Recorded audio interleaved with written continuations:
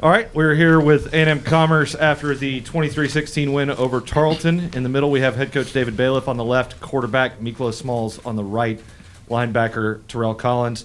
First off, opening statements from Coach Bailiff after his first D2 playoff win. Yeah, first I'd like to say what a great season Tarleton's had and what a great job Coach Whitten has done with his squad. That was a great contest out there tonight by two really good football teams. I hate the fact that they're already out of the playoff. I love the fact we're still going. But, what a great job he's done this season with his squad and the way they've handled this playoff and the class that they've showed us while we're here. Opening statement, we knew this was going to be an incredible football game. We knew they're extremely well coached.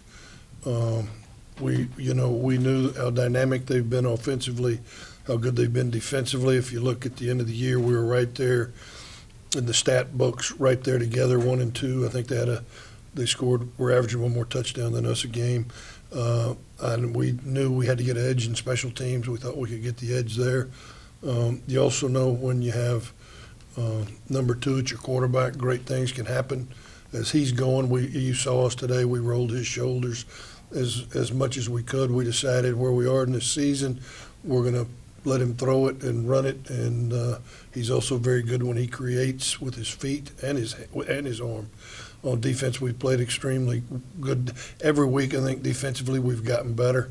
And really coming in this game, it was one we knew, one we really felt we could win, and you look at where we held them rushing to 56 yards.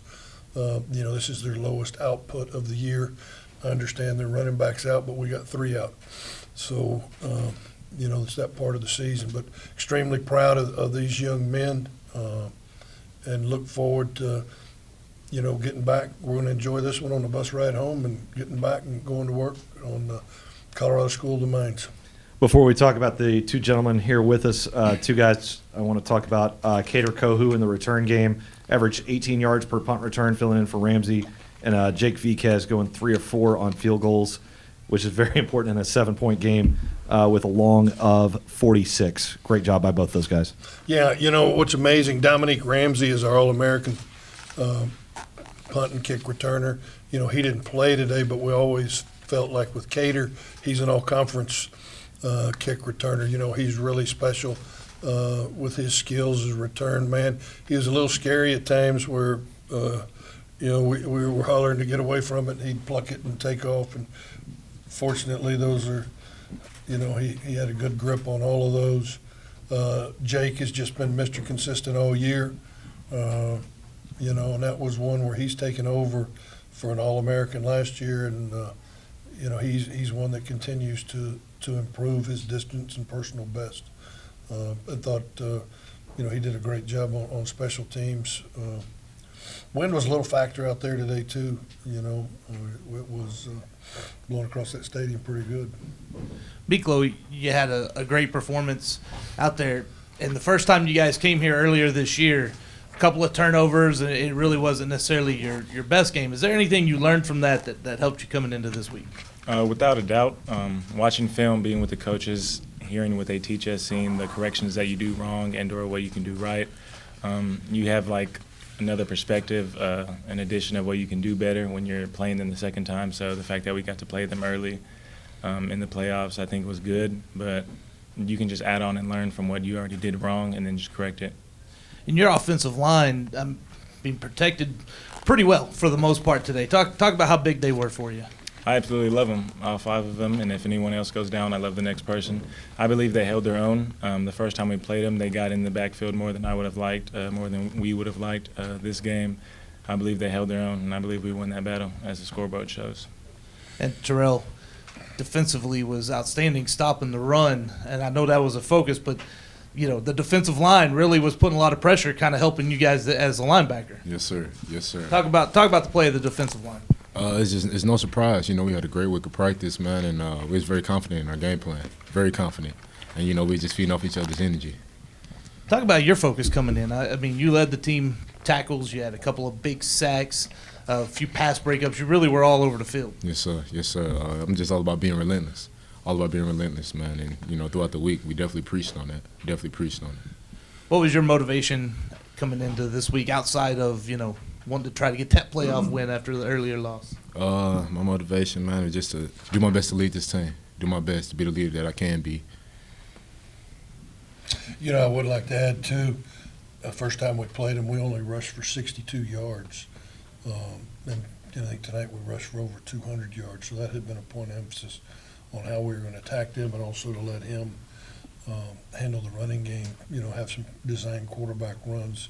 So I thought Coach Reebok did a really great job of designing some plays. I think his long today was 60 yards. And same with Terrell.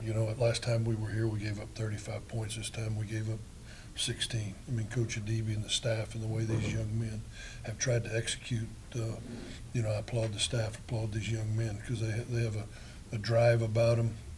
I've truly believe they love each other, and the best is yet to come. For the three of you, this is your first D2 playoff game, but for plenty of the guys on this roster, this is not. This is fourth straight year headed to the regional semifinal. How much did their experience help rub off on everyone from coaches to players, top to bottom? I really, we have some guys on that team. This is the expectations. It was just business as usual at practice. It wasn't like we were overly enthused. It was more of a business type approach of just getting better to play the game Saturday. We had a lot of fun, but it was about still getting better at this point of the season. And then almost 90% of Division II is not going to be playing football this week. They're not going to be practicing on Thanksgiving. How much are you guys looking forward to practice before dinner on Thanksgiving? It's a blessing. It's a blessing. Not like I said that much. It's still a blessing, Then we can get to the food later after business. Yeah, I got to get with the AD, Tim, and figure out how we're going to feed about 100 people turkey and dressing. And so there's some extra benefits, but we're going to do it right. We're going to do it with class. Everything we do with class, we take care of these kids. And it's when you're still playing at Thanksgiving, and that means good things have happened for you. And we have enjoyed this journey and process so much together. Nobody wants it to end. Miglo, what was your focus coming in first D2 game? This is my, I think it's the third playoff game of my career. In high school, I went to two. We lost both of them. So the fact that we won, I feel amazing inside. The fact that we can win, and then we won against a team like Tarleton, who has played and showed their dominance amongst many teams, and then we showed our dominance today. My focus was just for my family that I have now, for the future family that I will have, the career that I'm trying to set up for myself. But I just want to be the best for my coach, for my teammates, for myself, and win a natty. Coach, it is a little bit different to be, in D2 with the playoff system. It's not something really you'd experience much. Was there anybody that you leaned on or talked to this week to kind of help you out? No, it's just you got to be 1-0. It's a playoff, but it's a game. Especially when we found out we were coming back here. We knew what we wanted to improve from the travel. We knew what we wanted to improve in the visitors' locker room. This time we brought fans and more chairs, and we prepared ourselves better because we had already been here.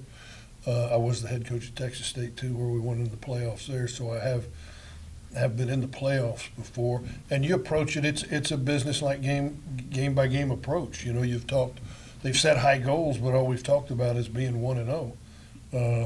This week I'll get with Tim McMurray, our director of athletics, and figure out our travel schedule. And it was that way.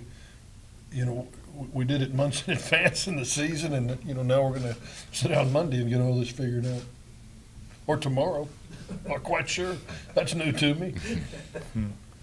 All right. Thanks a lot, guys. Thanks. Thank you.